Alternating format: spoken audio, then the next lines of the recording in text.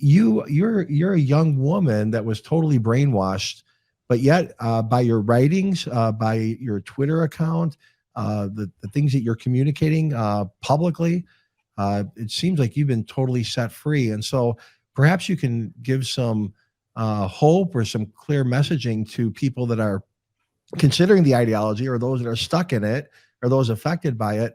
What gave you the victory? How did you go from being a radicalized feminist and totally warped with gender ideology to being totally set free now and a voice against everything that you had succumbed to in your own life? And likely it's just a very short time because you're still so young.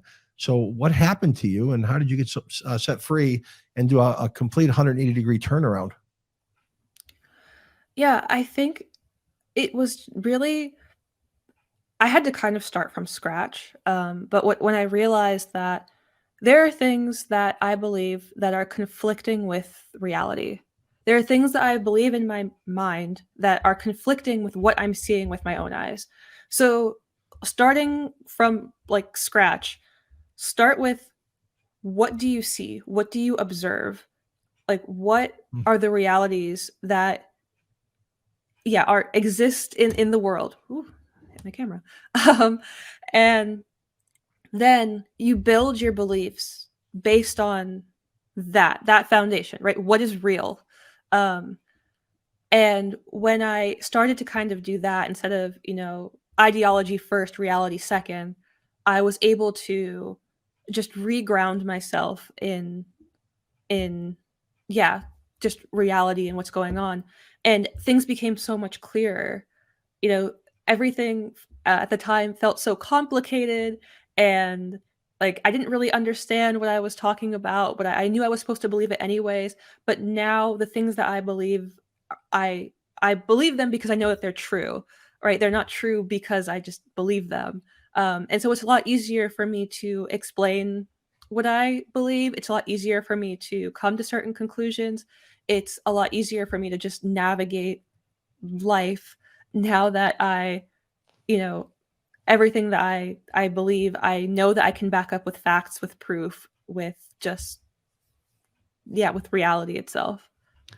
Was your deliverance from the ideology, was it relatively quick, or was it like, how long did it take? Was it one day to the next, or did it take several years to get through it? So with gender specifically, so I had that first wake up moment in the first, I don't even know wake up moment, but that first realization in 2018. I like the wake up moment because it fits perfect with Woke Up, the program. Oh, so. Yeah. Yeah, the first wake up moment when I kind of started questioning things in 2018, I walked away completely from gender ideology at the beginning of 2020 with COVID. And it was really because I was forced to go home. I was removed from that environment and went home for like 8 months or something because all the colleges were shut down. And just having that separation really gave me room to breathe, room to think through a lot of things. And that was when I finally was like, I'm done with all of this gender stuff. And then with full wokeness and some of the other things that I believed, which we didn't really touch on, but some of the things about race and other woke stuff, it took a little bit longer with those. But I fully walked away from the left in 2021. So it took me 3 years to undo everything. And the gender stuff took the longest. It took about 2. I just have one last question that came to mind while you were talking, because you are very winsome, you're delightful, you're kind-hearted, and I'm sure you've always had a lot of friends, whether it was during your woke period or your non-woke period. There's an attraction that you bring to people and a genuine empathy and kindness for them.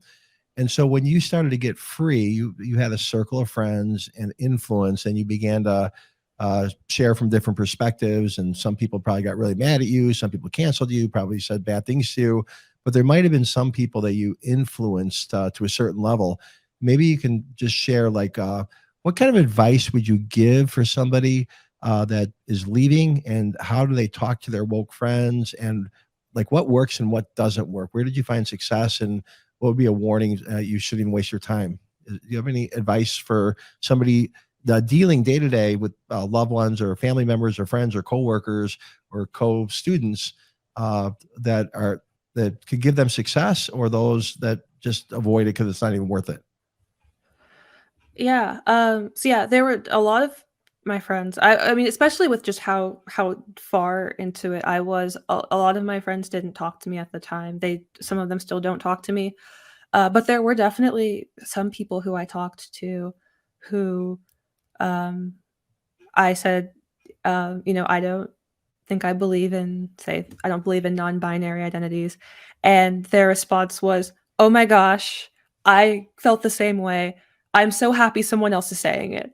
Oh, wow. Um, and so, yeah, I think, if you're afraid of that negative feedback, you might get some, but you'd be surprised, I think, with how many people agree, um, but don't but are just too afraid to say it and need that reassurance that they're not alone and that there's somebody else who agrees with them. I think that's really what I needed when I was going through this was just someone to kind of reassure me that I wasn't going completely crazy. Yeah, And exactly. so, yeah, I think being that person for someone can be so important. And yeah, it can be a shot in the dark. Sometimes people react well, sometimes people react poorly, um, but yeah, I think there's more people out there that are just afraid to speak out, that need that little reassurance. Okay, so you write and you're active on Twitter. You're very articulate. You're very clear-minded in the way you think. And so what motivates you? Like what's your goal for our society, and how do you fit into it, and what's the messaging you want to carry? So I'm going to give you the last word here to exhort our audience, but to share more about yourself and what you're currently doing and what your passion is, and how what your exhortation would be for everybody that's going to watch this show. Yeah, I guess my goal is to help people really understand what's real and what's not real. Helping people who are non woke maybe understand what's going on with wokeness a little bit more, and then hopefully helping people who are woke kind of see that what they believe in isn't really true. I think that we need and also hopefully to inspire people to speak out more. Um, I really think that our society needs just more people who are speaking out, and a lot of people are afraid. But I try to, yeah, hopefully inspire people to speak out. It's not that bad. When you finally start speaking out, it's actually very freeing. Um, oh, and what was the other question that you asked me?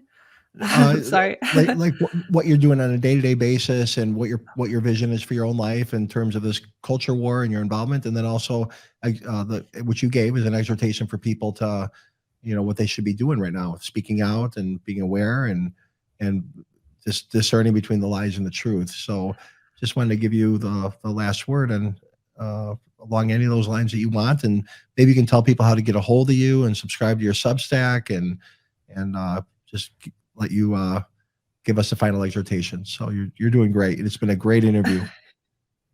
Thank you. Yeah. So right now, yeah, I'm very active on social media. I'm on Twitter and on TikTok. My handle is Growing to Truth. I also have a Substack called Data Over Dogma, and the links to those are in my all of my social media um, bios and profiles. And yeah, so going forward, I guess I want to keep spreading the message that we need to come back to reality, come back to logic and truth. And yeah, I hope that anyone who's watching, if you are afraid to speak out, or if you're afraid of what might happen when you start speaking your mind or speaking the truth, I promise you, it it can be a little bit hard to navigate some of those social situations, but you will feel so much freer and so much better when you're yourself versus when you're pretending to be somebody else. and when you're pretending to be somebody else for people who don't really like you for who you are, like those relationships are not real. And when you find, better social circles, or when you find people who support you for who you are, that those are real relationships. And so yeah, I encourage people to, think for yourself, search for truth and reality, and hopefully when we all start to do this, things will start to turn up for the better.